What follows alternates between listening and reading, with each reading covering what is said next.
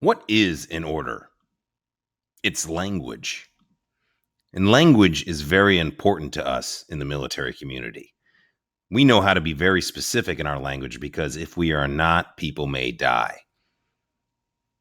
So one day I was watching a YouTube video and I found a guy named Mark England, and he told a story about the word abracadabra. And he asked, what comes to mind when you hear this word? Well, it's magic, right? Poof, there it is. But really, the roots of the word abracadabra are an Aramaic root, the language of Jesus, the language of the Bible. And what it means, translated, is I speak, therefore I create, or I speak, therefore I influence. So what it means is words create our reality, just like an order does in the military. So when we think about the military transition process, it's important we realize how these words impact our reality. And we think about military, it's a group, it's the whole. And it means things like fighting, militant, aggressive. And then transition is about change, upheaval, alteration, the unknown.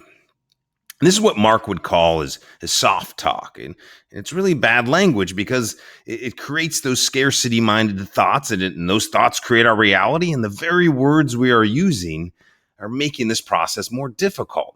Do you see this?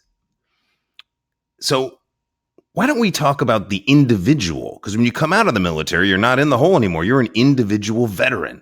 And gosh, what does being a veteran means? Skilled, trained, expert, worldly.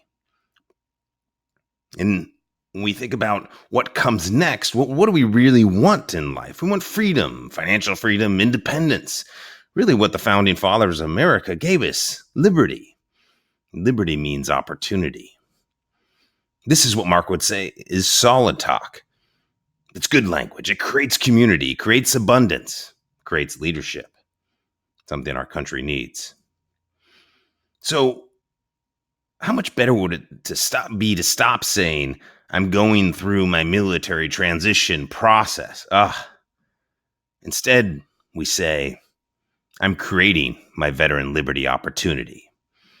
So the next time somebody says, thank you for your service, as much of us are confused and don't know really how to respond, or we feel like Buck Compton from Band of Brothers when he said, today, when people thank me for my service, I figure 3 years of my time is a cheap price to pay for this country.